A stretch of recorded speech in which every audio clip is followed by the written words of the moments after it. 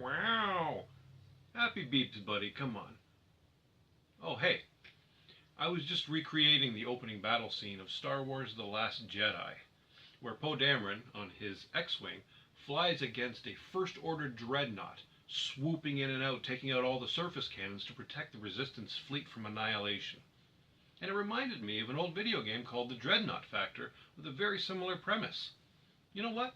While we're talking about that, why don't I review that game after I'm done playing with my toys? Pew pew pew pew pew pew pew pew pew pew. These aren't exactly to scale, are they?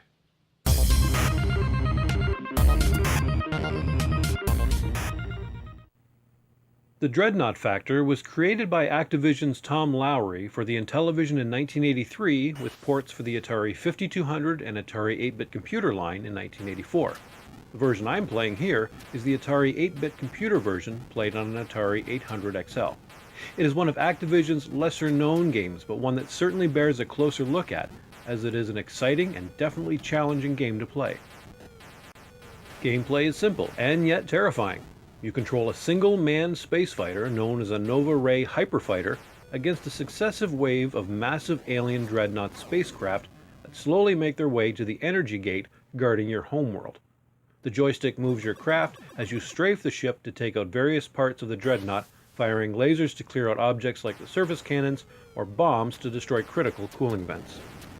To fire lasers, press the joystick button, but every third press drops a bomb at the surface of the ship. This is where the 5200 joystick has an advantage, as it has separate buttons for lasers and bombs. Each dreadnought contains an array of targets to be destroyed to either affect its advance on your homeworld or to contain its attack on your small, fragile ship. There are, of course, the small and large cannons, whose rate of fire, especially on later levels, can only be described as insane. There are also drone launchers that will target your ship, missile silos, towers, bridges, and the ship's engines.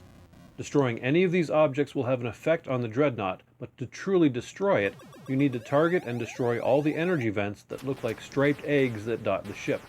When these are all destroyed, the dreadnought overheats and the dreadnought self-destructs. Destroying the ship's bridges will reduce the dreadnought's firing rate by 50%.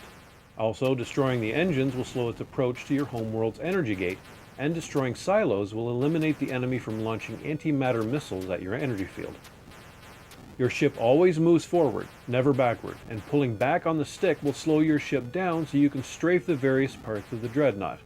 Every time you reach the tail end of the ship, you begin again at your energy gate, allowing the dreadnought to advance closer and closer to your homeworld. Too many passes, and the dreadnought will reach the energy field, and it's game over. This tactic creates a great tension in the game, forcing you to be tactical and precise with your attacks. Missing a critical final vent could be the difference between victory and defeat. You must destroy the vents or at least the missile silos, which will prevent your world's energy field from being destroyed. There are 7 levels of difficulty, with each level containing a different amount of dreadnoughts to fight. There's 1 dreadnought on level 1, all the way to 100 dreadnoughts in level 7, jokingly called YGTBK in the manual, short for You've Got to Be Kidding. I love a sense of humor in a game manual. See my Draconian Homebrew review for the 2600 for more examples of that. The Dreadnaught Factor is a very unique game which is extremely challenging and fun to play. It was not a game I was overly familiar with, but that I did have in my retro game library, and had overlooked for far too long. I'd like to thank Red for recommending I review this game, and I'm glad he did. Bravo Red, this one's for you. A quick ending note. The Intellivision version of the game plays horizontally, and your ship attacks the dreadnought from left to right instead of vertically, as in this and the 5200 version. I'm told this is due to the type of scrolling hardware that the Intellivision uses, as opposed to the other 2 versions, making for 2 interesting versions of the exact same game. I highly recommend Dreadnaught Factor, a unique, fascinating, and challenging game that won't disappoint, but will certainly keep you coming back for another round. This is AtariLeaf. Thanks for watching as always, and have a great day.